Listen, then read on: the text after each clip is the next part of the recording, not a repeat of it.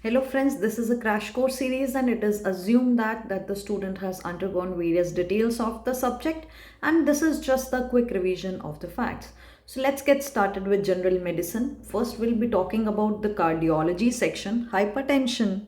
In the hypertension, the mean arterial pressure, which is asked previously, it is diastolic pressure plus one third of the pulse pressure. Now, mean arterial pressure is the pressure, that is the average arterial pressure through one cardiac cycle, that is systole and the diastole. Pulse pressure is systolic minus diastolic blood pressure. So, systolic minus diastolic blood pressure is the pulse pressure. Blood pressure measured by sphygmomanometer is higher than the intra-arterial pressure. And why this is so? Because in case of fatty patients or the obese patient, blood pressure is measured on the higher side, that is because of the fat content. Therefore, the BP that is measured, it comes higher as compared to the real blood pressure or real intra-arterial pressure. J curve, which is again previously asked in the exam, J curve phenomenon is seen related to the hypertension. So this is the J curve in which there is an inverse relation present between the low BP. It is not BP, it is low BP. If the patient BP is low, that means there will be less cardiovascular complication. So the cardiovascular complication are inversely related to low BP. So if the BP is high, then there are high chances of cardiovascular complication. But if the BP is low, then there are less chances of having a cardiovascular complication. The best drug for angina in the hypertensive patient, it is metoprolol. So metoprolol. So this is the J curve, guys, J shaped curve, which is the low BP relationship between and the cardiovascular disease. Now, drugs that are contraindicated in the diabetes with hypertension. If we say the drug that is given in the hypertension, one of the drug is diuretics, and which diuretics is contraindicated in the diabetic patient. Now, diabetic is a condition in which there is increase in the glucose level in the blood. If in case of any drug which causes more glucose in the blood, that will be contraindication for diabetes. And if you recall from the pharmacology series, we have a diuretic, that is thiazide. Thiazide is a drug that is going to act on the distal DCT, distal tubule, and the thiazide will restrict all the reabsorption, all the sodium, potassium, magnesium, except one, magnesium or iron, except one, that is the calcium. Calcium is reabsorbed by the thiazide. Therefore, calcium is used in osteoporosis treatment. But in case of thiazide, there is also increased reabsorption of the glucose, increased reabsorption of the uric acid, and increased reabsorption of the lipids. Therefore, since the glucose content is increased in the blood after taking thiazide, and already in case of diabetic patient, there is more amount of glucose in the blood because of the lack of the insulin. Insulin takes glucose from the blood to the liver. Since there is lack of insulin or the insulin receptors are not working, therefore there is more amount of glucose present in the blood. That is the condition which is the diabetes mellitus. And in case of diabetes mellitus, which drug is contraindicated with hypertension? It is thiazide. Now, another question from pharmacology series, the side effect of ACE inhibitor, it is hyperkalemia. That is the side effect of ACE inhibitor. And if you remember in the pharmacology series, we have already discussed this Ellis Kiran drug. And Ellis Kiran drug, if you remember, REN is the word renin and I is the inhibitor of renin. So, Ellis Kiran drug, it is the inhibitor of the renin. So, inhibitor of the renin, that means renin antagonist. All the structure of the heart we have studied in the physiology series. So, this is the left side of the heart, right side of the heart. We have left atrium, left ventricle, right atrium, right ventricle. And from the left ventricle, we have arc of aorta, which supplies oxygenated blood to the tissues or the body tissues. While on the other hand, from right ventricle we have superior vena cava, which gets deoxygenated blood from the body, which goes to the right atrium, then to the right ventricle, and from pulmonary artery it goes to the lungs. When it goes to the lungs takes the oxygenated blood. The oxygenated blood reaches to the left atrium and then to the left ventricle, and then from the aorta to the body tissues, and this we already know. And then from the body tissues, from superior vena cava from upper body, inferior vena cava from the lower body, it reaches to the right atrium, then to the right ventricle, and left side we have mitral valve, right side we have tricuspid valve, and then from the pulmonary artery it goes to the lung. So then we have conduction system of the heart. This also we have covered in the physiology series.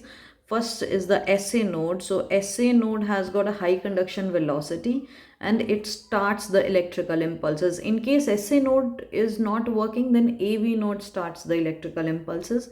So SA node, then the electrical conductance goes to the AV node, and then from the AV node to the left bundle branch, right bundle branch, and then to the Purkinje fibers. Also we have Beckman bundle on the left side of the heart.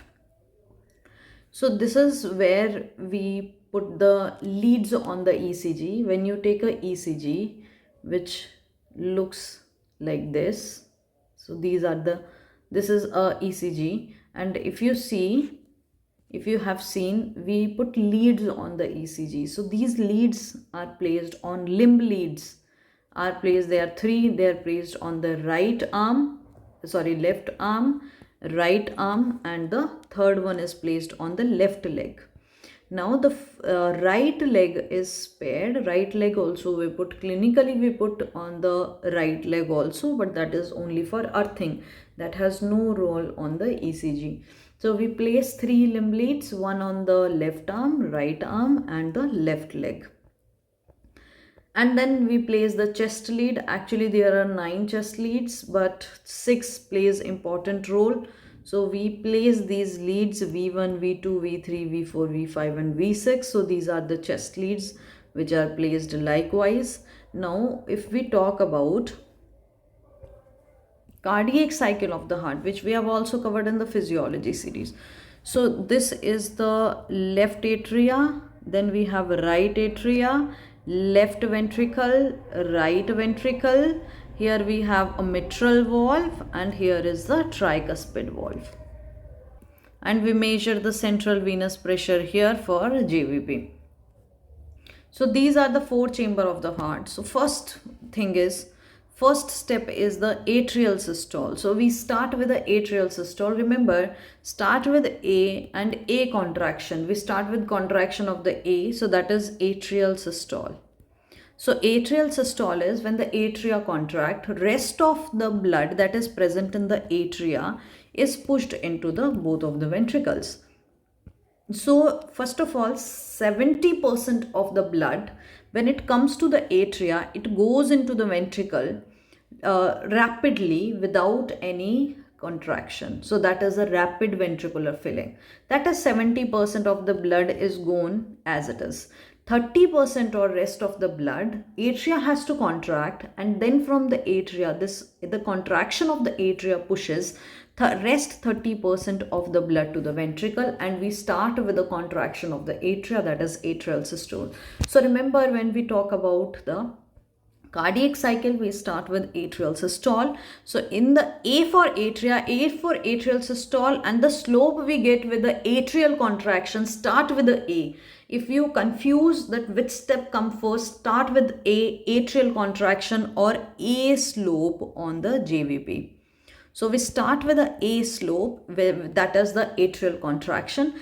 30% of the blood that is pushed with the contraction of the atria. That is the first step on the cardiac cycle. Now the second step is, once the atria has contracted, all the blood is into the ventricle now. We have blood into the ventricle and all the walls are closed. Now the blood has come from atria to the ventricle. It's time that the mitral and the tricuspid valve get closed.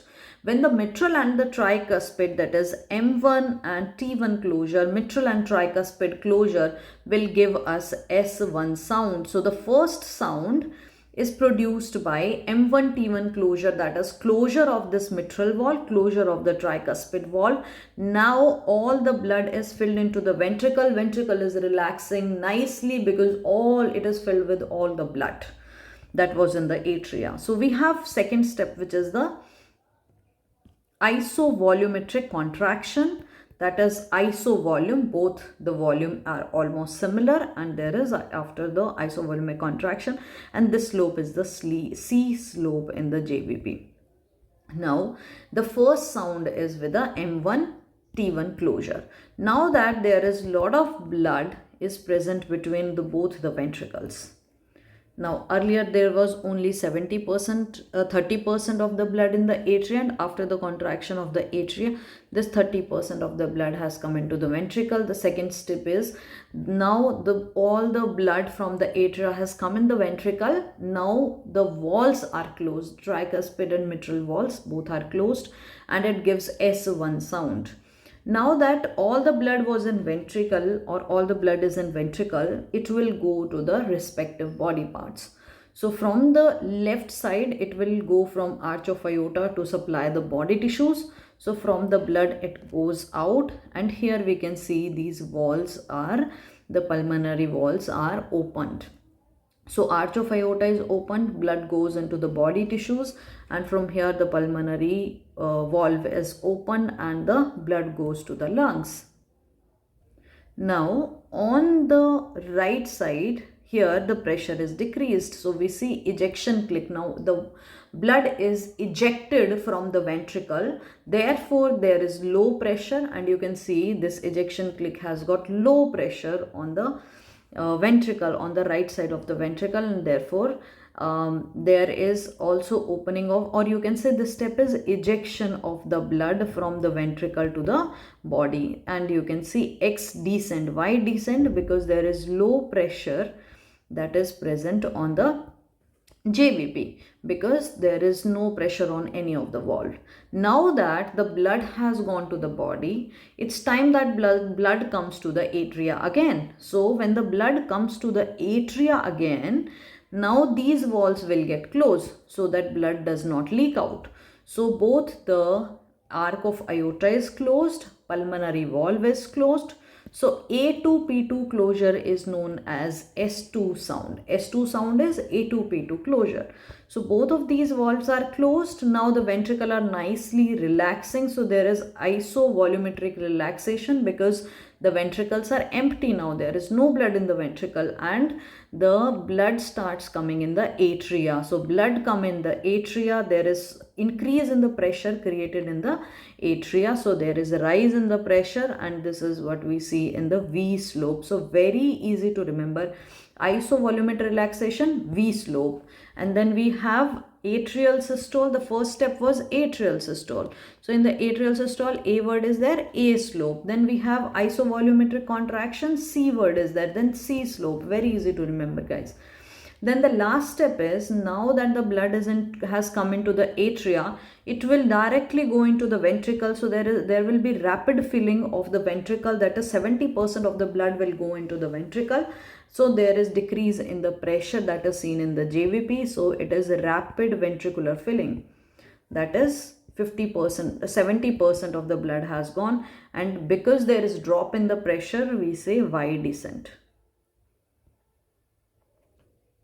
And since blood has come from the atria to the ventricle after opening of these mitral and the tricuspid valve, so there is opening of the mitral valve and the tricuspid valve, and this will let the blood, 70% of the blood go directly from the atria to ventricle, and this is known as opening snap because there is opening of the tricuspid and the mitral valve. And again this next step will come, that 70% of the blood has gone from rapid filling. The rest 30% of the blood will be gone to the ventricle after the atria start contracting. So from the contraction of the atria, rest 30% of the blood will go to the ventricle. That was the first step, that is known as atrial systole. So the first step is atrial systole, that is contraction of the atria, 30% of the blood goes. Then we have blood into the ventricle, there is isovolumetric contraction, then the blood goes to the body. And the fourth step is when the filling of the blood in the atria, and 70% of the blood that goes from the atria to ventricle. So S1 sound is closure of the mitral and tricuspid. So M1 T1 closure. S2 sound is A2 P2 closure. And then in between we have is the ejection of the blood to the body. So ejection is between S1 and S2, and opening snap is after the S2. And if you see this ECG, first is what we have is the P wave. The P wave signifies atrial systole. The first step, remember, is the atrial systole. We start with the atrial systole. Then after atrial systole, guys, we after the atrial systole we have this atrial diastole, but the atrial diastole is so low that is not seen in the ECG. Then we have the ventricular systole, and then after the ventricular systole is the ventricular diastole. So then we have is the QRS complex, and then this is the T wave on the ECG. This is one complete ECG looks like. P represent the atrial depolarization. Depolarization means we are talking about contraction of the atria. So atrial depolarization, atrial systole, that is P wave. Then we have QRS complex. So QRS complex is the ventricular systole. So ventricular systole, QRS is the ventricular depolarization. If someone asks, QRS complex is the ventricular depolarization, that means ventricular systole.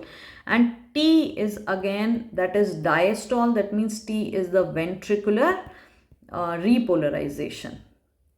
So P means atrial depolarization, QRS means ventricular depolarization, and T wave means ventricular repolarization.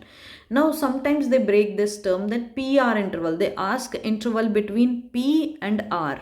So PR interval is atrial depolarization and the conduction through the AV node. Then they ask you QT interval. So interval between Q and T, it is the electrical activity of the ventricle. It signifies the electrical activity of the ventricle. If you see the same pattern on the JVP, first one we have is the A slope. A slope signifies atrial systole, in which atria contracts and 30% of the blood is gone into the ventricle. Now after that the S1 sound is heard. So this is the S1 sound, in which we see M1 T1 closure. This is the S1 sound. After S1 sound we have this C, which is isovolumetric contraction, and then we have is the X descent. X descent is when the blood is ejected into the body. So blood is ejected via the ventricles. Now the ventricles pressure is lower down, therefore we can see this slope that is going on the lower side. Then there is pressure building on the atria, filling of the atria occurs, that is our V slope. So V is isovolumetric relaxation of the ventricle, and therefore we see this V slope in which pressure rises in the atria. Blood is filling into the atria, and all the blood through the rapid filling it goes into the ventricle. From the atria it goes to the ventricle, 70% of the blood, and therefore there is decrease in the pressure that is seen on the Y slope. So you can see all these Y descent, X descent, A slopes, A slope, C slope, and V slope. A slope signifies the atrial systole, C signifies isovolumic contraction, then we have S1 sound, then is the X descent, which shows the blood ejection, then we have V slope, that is isovolumetric relaxation, and before the isovolumic relaxation there is P1 A1 A2 P2 closure, that is our S2 sound. Then we have isovolumic relaxation, and then is the Y descent. So in between this we also heard this in the isovolumic contraction, when there is there is so much of blood in the ventricle, after the S1 sound we see this ejection click here. So ejection click is heard here, and after the S2 sound we hear this opening snap of M1 T1 or when M1T1 opens up, then we hear this opening snap. Ejection click is when the blood is ejected from the body, so it is between C and X, C slope and X descent. So this is all explained in one table. Now A slope is the atrial systole, contraction of the atria. So A wave absent on the JVP. A wave absent on the JVP. A signifies atrial systole. A wave absent is seen in the atrial fibrillation. In the atrial fibrillation, the atria flutter and therefore there is no proper contraction of the atria. If there is no proper contraction of the atria, A wave will be absent, because A wave is because of the contraction of the atria. Atrial A wave is giant in case there is more contraction of the atria. And why more contraction of the atria? Because there is stenosis of this valve. So if there is stenosis in the M1 wall or T1 wall, if there is stenosis in mitral wall or tricuspid wall, stenosis means the valve which is like this, now the valve is calcified, the valve is not working properly, so atria has to contract more so that all the blood can go into the ventricle. Because there is hardening or calcification of this valve, now the atria has to contract more, and therefore in case of stenosis there is more contraction forces, and therefore giant A wave is, or giant A slope is seen in tricuspid stenosis as well as mitral stenosis, or in case of pulmonary hypertension. Talking about the second stage in which the blood is into the ventricles, now isovolumic contraction we see as C slope. We see pansystolic murmur. Now this murmur is heard because of the regurgitation. Now what happens if the blood start going, some of the blood start going into the atria again? It is supposed to stay in the ventricle, but if there is regurgitation means there is some gap in the wall and the blood is regurgitated, means it's going back. The blood starts going back into the atria, so it will make a gush sound that some of the fluid is going. So this pansystolic murmur, since it is seen in the isovolumic contraction stage, C slope of JVP, it is pansystolic murmur, and it is seen in the mitral regurgitation and tricuspid regurgitation. The blood is supposed to stay in the ventricle, but because of so much of blood is there in the ventricle, so some of the blood goes into the atria in case of mitral regurgitation and tricuspid regurgitation, which is seen at the C slope. Next one is blood is ejected from the ventricles to the body. So this is ejection. Another step is when the blood starts coming into the atria. So this is S2 sound is heard, A2P2 closure. In this is isovolumic relaxation or V slope as seen on the JVP. And the next one is when the blood is rapidly filled into the ventricle via the atria, and 70% of the blood is rapidly filled from the atria to ventricle. Now in case of stenosis is present, this blood won't be able to go easily. Since there is calcification or hardening of this mitral and tricuspid valve, you see mid-diastolic murmur in case of mitral stenosis or tricuspid stenosis. So mid-diastolic murmur is seen at the opening snap. Then pansystolic murmur is seen at the C slope, that is isovolumic contraction. So remember this pansystolic murmur or mid-systolic murmur, these are asked in the exams where they are seen at which stage. Now coming to ECG, which we have already discussed, this is the P wave which shows atrial systole. Atrial systoles means contraction of the atria. Then we have QRS complex. QRS complex signifies the ventricular depolarization, that is ventricle systole. Atrial systole means atrial depolarization. T wave signifies ventricular repolarization, that means it signifies the ventricular diastole. So this is again the ECG. Now you understand all the ECG. Now there on the ECG we have these boxes that are present. So the box of the P interval, it is small 2 boxes, or you can say 160 milliseconds. QRS complex, so Q R and S complex, it is 2 boxes. Then we have a T wave. So T wave is almost 3 boxes, 3 small boxes. And Q T interval, from Q to T interval, we have it as 1, 2, 3, 4, 5, 6, 7, 8, 9 boxes, that is 360 milliseconds. So this is how we see if there is P wave enlargement, that means there will be more boxes covered, or T wave inversion, we see opposite, or T wave enlargement, we will see that there are more boxes, or prolonged QT interval, that means the interval between Q and T is normally 360 millisecond, but if this QT interval is more than 360 milliseconds, then we say it prolonged QT interval. So if you see this ECG, and this is the normal ECG, right? Sometimes there is presence of U wave that can be pathological or physiological. One small box, it is 40 milliseconds, and one big box. So this is one big box.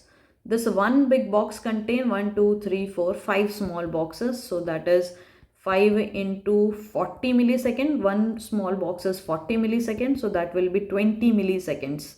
And if you convert it, it will be 0.20 seconds. So that is the time interval. This is a normal ECG.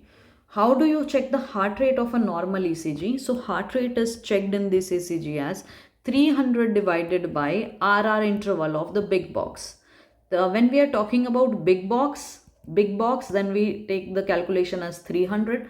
So interval between 2 R wave, P, then we have Q, then R, S and T.